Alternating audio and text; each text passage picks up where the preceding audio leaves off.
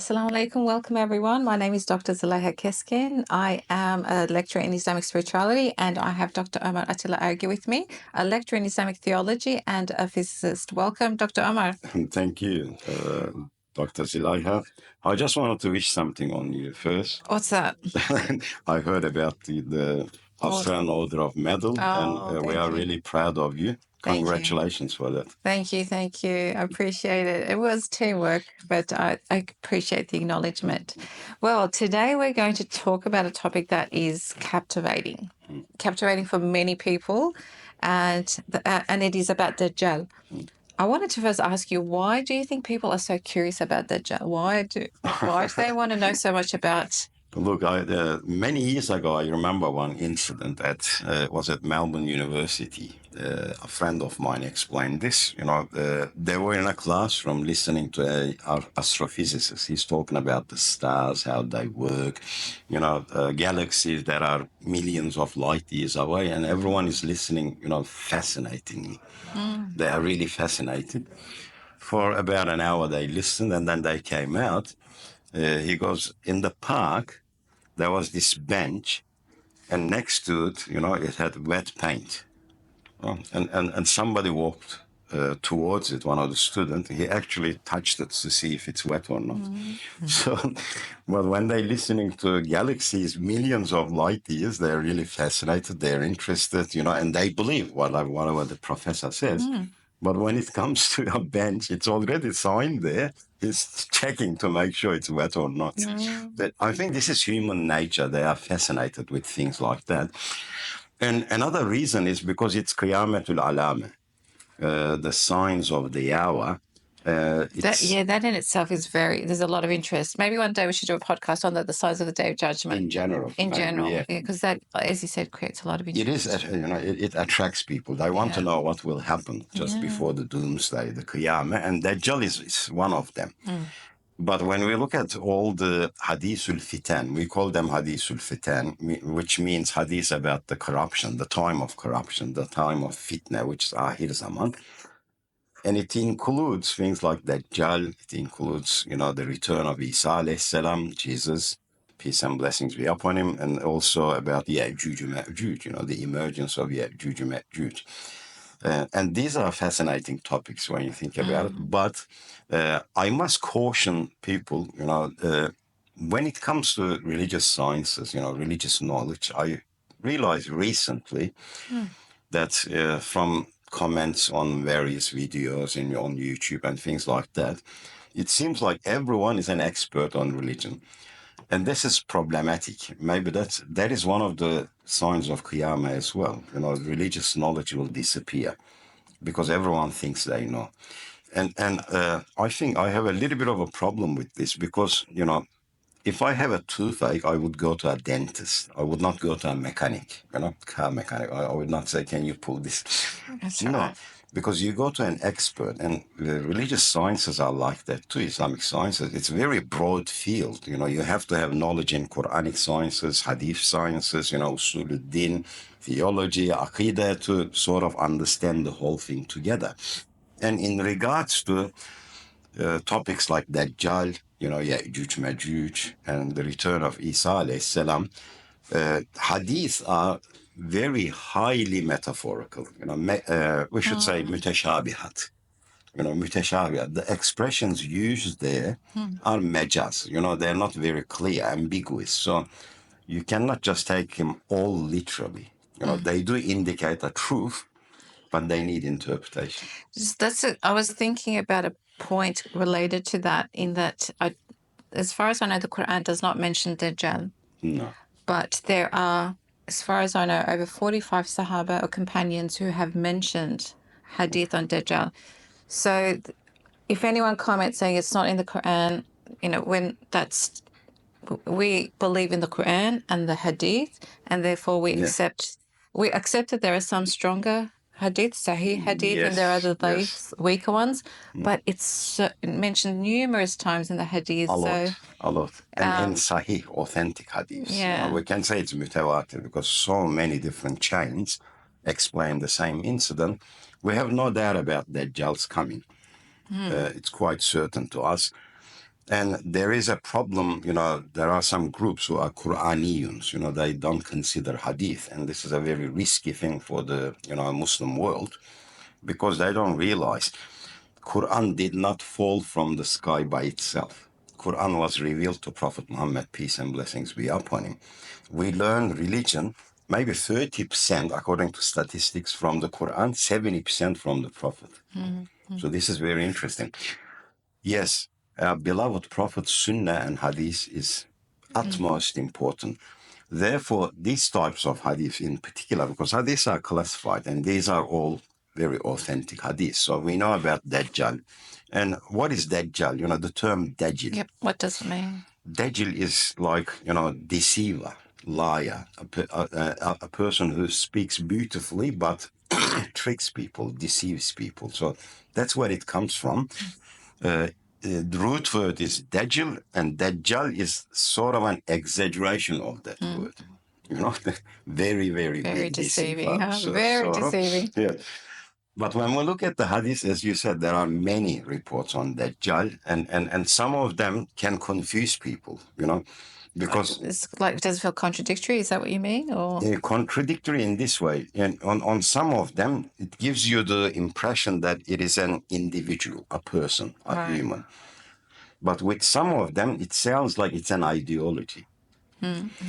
That's where people get confused. That's where people say, it's a man, there's a description of him, there's one eye missing and things like that. So what are the main descriptions based on the hadith of the Dajjal?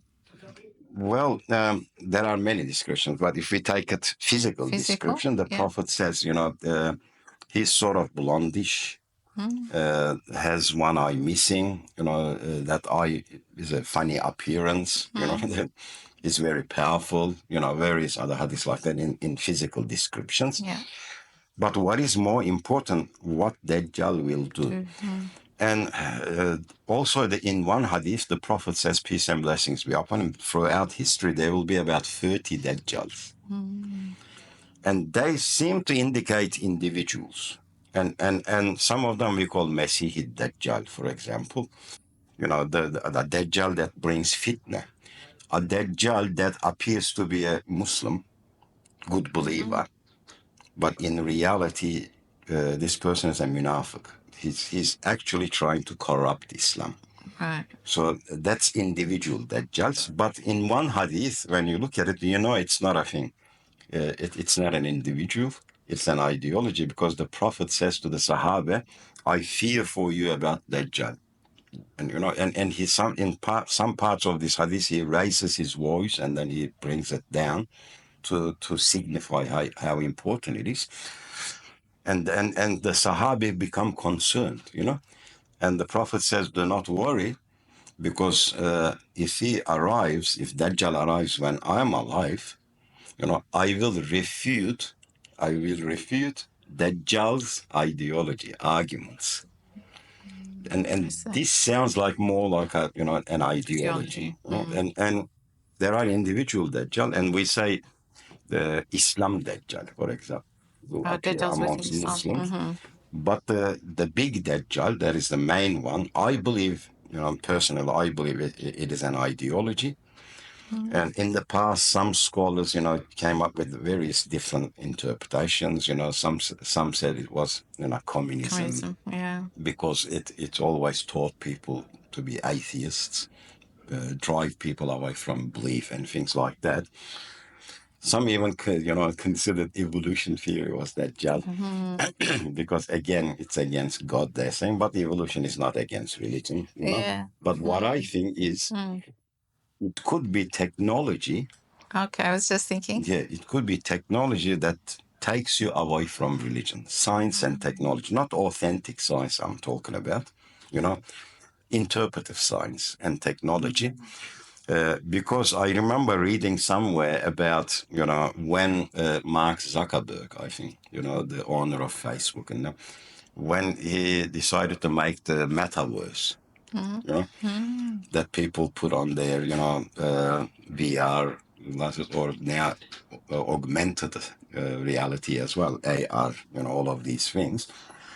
And there was an explanation there from one of the engineers there. He says, with this technology, we will take you away from this awful, bad world, boring world, and we will put you into our paradise. This is exactly what Dajjal says in a hadith.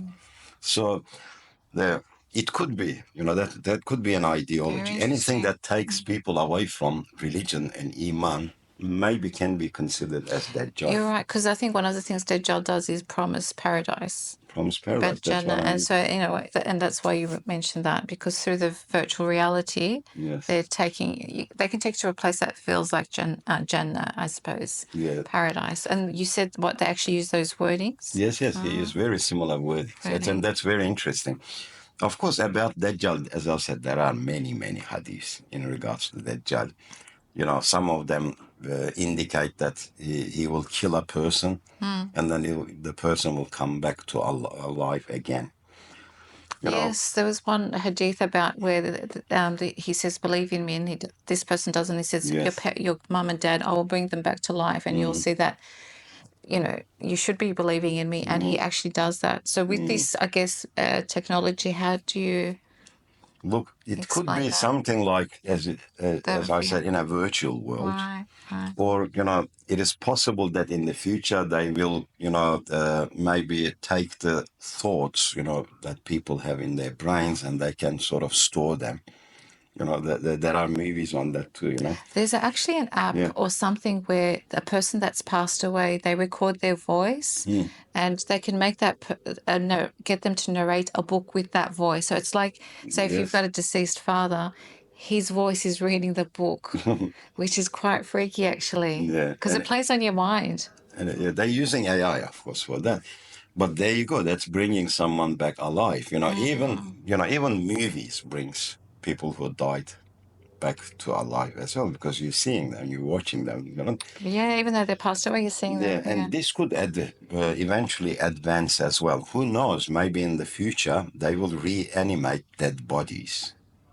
That is possible to them. It like might holograms? No, actual physical bodies, but that person won't be the person himself, because he died. The soul has already gone. It'll be like a robotic being.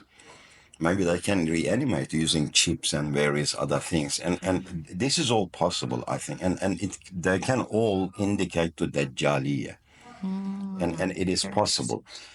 And of course, the hadiths also explain that, Hazreti Isa, Jesus, peace and blessings be upon him, will kill the Dajjal. And again, I don't think this is a physical thing, where he takes a sword out and kills him. I don't think so. I think he will kill the ideology of Dajjal, where truth will prevail. In regards to the return of Isa alayhi salam, as you know, there's an indication in the Quran in regards to this. It'll be one of the signs of Qiyamah, Isa alayhi salam. And again, there are different views on that too, because some say he will actually return in physical body. There are views like that. But some say it signifies something else. They use it as a metaphor.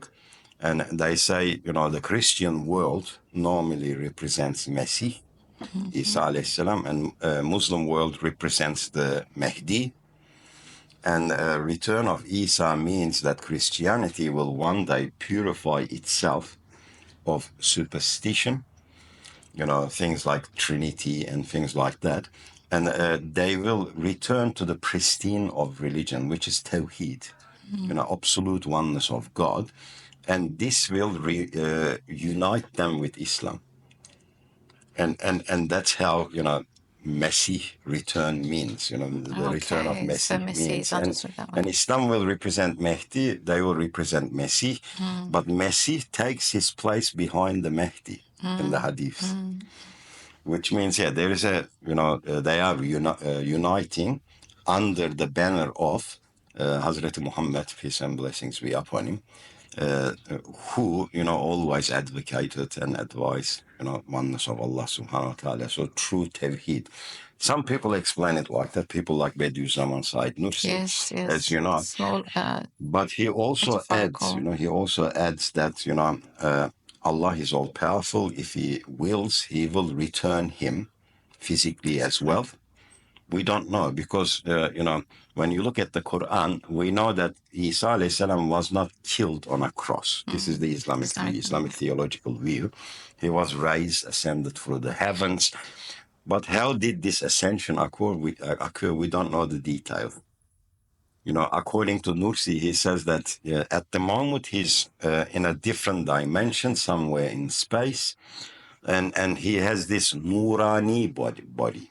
Latif, Nurani, so transparent, light-like body, where he waits there for his return. So that's another possibility. He might one day actually physically return as well. But the thing is, since in Islamic standards, there is no prophet after Prophet Muhammad, peace and blessings be upon him. So even if the Messiah returns, he will not return as a prophet, which is not possible in Islam, but as a follower of Mahdi, the teachings of Islam, the teachings of Prophet Muhammad, peace and blessings be upon him.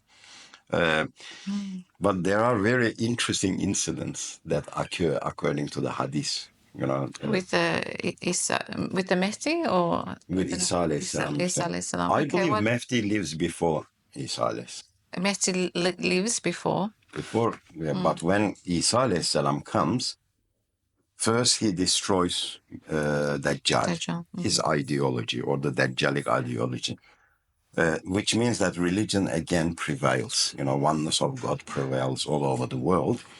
And then in Surah Kaf and also in Surah Anbiya, it is mentioned that one of the biggest alamats of the thing, Qiyamah, Yajuj Majuj comes. Yeah. Two tribes that will cause great destruction on earth. Maybe they will destroy the half of the population of the earth, maybe more, according to the hadiths. And again, there are different views on that too. Who are the Yajuj and Majuj? And some scholars, say that they are two tribes that go back to one of the sons of Nuh alayhi salam, Noah.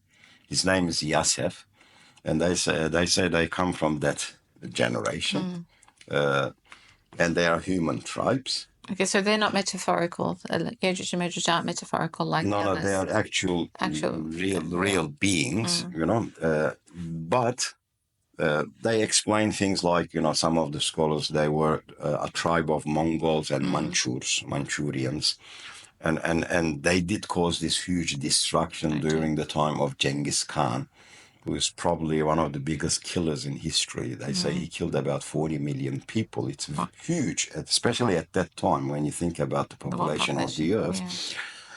But I have a problem with that narrative. Attributing them to the Mongols? Yes. Because if you look at the story of the Zulkarnain, he builds this great wall. It's made up of iron. There is copper on top. He pours copper on top. And we do not come across a place like that on Earth. That's sort of a huge, barrier. We don't see it on Earth. Even if there was, let us say it's hidden in a mountain or something like that, where are the Yajuj Majuj then? Because the Quran and the Hadith says they're trying to overcome that barrier. They're trying to make a wall. They're trying to go on top of it. We don't see anything like that on the surface of the earth. So I believe that also this is mentioned in Bediüzzaman Said Nursi's Risale-i Nur as well. Most people have never heard of this. It's very interesting. I think it was in Isharetul Ijaz.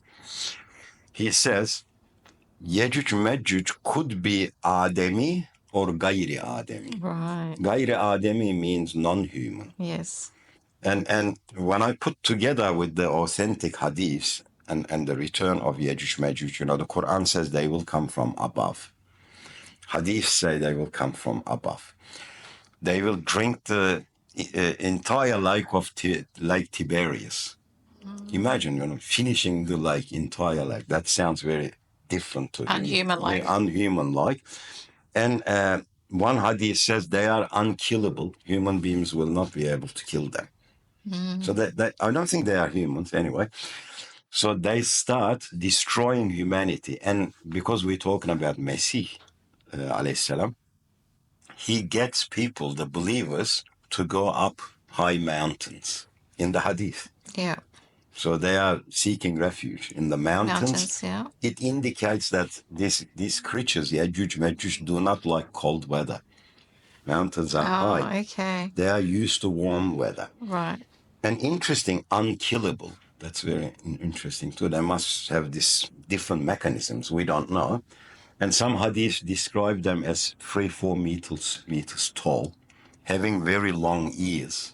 In fact, in one hadith, it says they use their ears like a pillow when they sleep. It's in a hadith. Sounds like the avatars. Yeah, they sound like Avatar. Was that the movie, where they're tall? Yeah, Avatar. Yeah, It yeah. is. But they are interesting, Yeah. So those definitions sounds to me quite unique. But you can say they may be metaphorical. Right. But when the Quran, both the Quran and the Hadith says they will come from above, that changes everything. But the most interesting part in the Hadith is this. The Prophet says when the Messiah takes everyone to the mountains, the believers, but at that time Christian and Muslims have united. They are both in the Tawheed, religion of Tawheed. Yajuj and Majuj starts killing everyone on the surface. And very interesting, after a while, one of them, according to the Hadith, the Prophet says, will say, we have defeated the people of the earth. That is the exact terms they use. We have defeated the people of the earth. And suggesting that they're not from Earth. Yeah. Why would you use a term like that? That's right. If I'm saying I defeated the people of the earth, then where am I from? I must be from somewhere else. Of course, this is an interpretation, Yeah.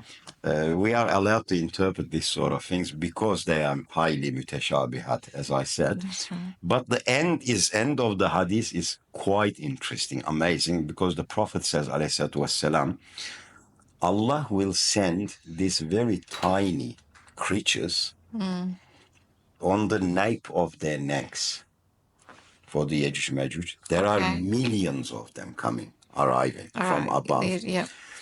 And they will start dying. Oh.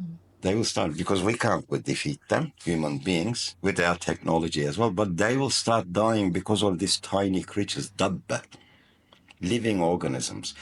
And to me, it sounds like bacteria or some type of virus that is killing them. And I'm assuming that their bodies are not immune to earthly viruses. Right. They cannot survive it. Yeah. In fact, for those who are watching the video, I advise them to watch a movie called War of the Worlds. Tom Cruise made one, but that was the remake. The original one, I think during 1950s, I think it was by Orson Welles. If you watch that movie and put the hadith next to it, you'll be amazed. Everything that is mentioned in the hadith, you can see in the movie. It's almost a replication of replica of the hadith. Especially War of the Worlds. Yeah, War of the Worlds. Especially the flying objects they have in that movie. Yeah. You look at the hadith, the Prophet says one day after they all die, Yajuj and Majuj, because of those little tiny creatures, Allah will send these huge birds, flying objects, because Tagirun, bird, Tayran, he says Allah will send these huge flying objects. Their necks, unlike normal birds, resemble the neck of an ostrich. Right. These things, like an ostrich, but flying, huge things. And he says they will clear the face of the earth from the corpses of Yajuj and Majuj. They will just pull them. Okay. That's very interesting. Yeah. And you watch that movie, people can have a look at it, the original It shows one. that, does it? Yeah. No, they show these flying things. The necks look like ostrich. Okay, wow, that's definitely I believe maybe Orson Welles, if it was Orson Welles, he took this story, the movie's script from Hadith. That's what I think, anyway. Yeah, it sounds too similar. Otherwise, It does. So yes, Dajjal will come. We believe it. It's haq, because it's in all of the hadiths, Sahih hadiths. Yeah. I mean, I think as you're speaking, and based on like seeing what the kind of commentary going around in the Muslim community, I think a lot of people will be surprised at how metaphorical approach you have taken. Yeah. A lot of people take these hadith literally. Yes. What are your comments on that? Oh, and the hadith about how, believers will see, will be able to identify Dajjal and see kafir written. Yes. What are your thoughts on that as Of well? course, look, it's not going to be written on their forehead, of course. This would completely break human free will. It'll not be a test anymore. As you know, testing continues for us until the day of judgment or until Qiyamah arrives. We are tested. So Allah does not negate our free will. If people see that there are some people with kafir written here, test is finished. It means that you will recognize their ideology. If you're a believer, you know that. And that it's not good for you kind of thing. Yeah, you will recognize that. If you take things literally, everything literally, there's a lot of problems with it. Because, 40 feet tall, a giant like a cyclops, just one eye on the head and grabbing people, thousands of them, putting them in hell. Yeah. This is not, literally you can't take these things. That is why I say, yes, Dajjal will come, but Dajjal will represent an ideology which will cause millions of people to end up in Jahannam. I think that's what really Dajjal is. Yeah, I just want to finish off on one point, and I think this is important. Sometimes we get overwhelmed with these Dajjal and, oh my God, what if he's here? Or the ideology is here. I honestly feel that people need to focus on their circle of influence, as in that, how is that affecting you in your everyday life? Sometimes we're looking for this big fire out there when there's this fire happening in our lap and we're ignoring it. Exactly. It is not, as a Muslim, as a believer, it is not our duty to figure these things out. Yes, we are talking about it because they're in the Hadiths and the Quran. It's good information. But in reality, the significance or responsibility of a human being starts with the most inner circle, our spiritual world. The smallest circle is the most significant circle. And then we have the body circle, we have the family circle, we have the community circle. It keeps on growing until it gets to the entire world. Even animals, trees, they all concern us because we are vicegerents, Khalifa on the earth. But sometimes we forget about the smallest circle and we get, involved in the biggest circle. We just focus on that. And we don't know when Qiyamah will occur. We don't know when Dajjal will come. We don't know when Isa alayhi salam will come. That's right. We don't even know if we'll be here when Qiyamah happens, but we all know we're going to die. So it's like focus on what you know is going to happen. Plus, our own death is our own Qiyamah. That's the reality. Yes. There is maybe we can finish in a humorous way. You know that famous Nasreddin Hoca from Turkey. I think he lived in the time of Timur Lenk, many years ago, 1,000 years ago, let us say. And one day they asked him, they said, Hocam, what is the big Qiyamah and the small Qiyamah, He said, when my wife dies, it's the small Qiyamah. When I die, it's the big Qiyamah. So instead of waiting for this big doomsday, people should think about their own Qiyamah because it's a reality. Maybe one more thing, if you like, because it is an interesting topic. Many years ago, I remember this teacher in a high school.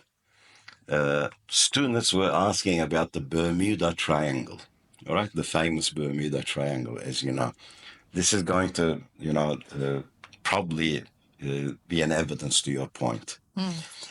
And the teacher said, how much does it interest you? The student said, very much. We really want to know. We are really curious about this triangle where, aeroplanes disappeared, ships disappeared. There's something there, And what he did is he drew a triangle on the board. And then he said, let us assume this is the Bermuda Triangle. And then he drew another shape on the wall, which is rectangle, He said, what is your chances of going into this triangle? One day you'll be rich, you'll get plane tickets or private, jet. You'll try to fly over it or something, and something may happen to you, The probabilities, 1,000,000 to 1, he said, What about this triangle? The rectangular shape. What is your chance of entering this? They said, what is that? He said, the grave.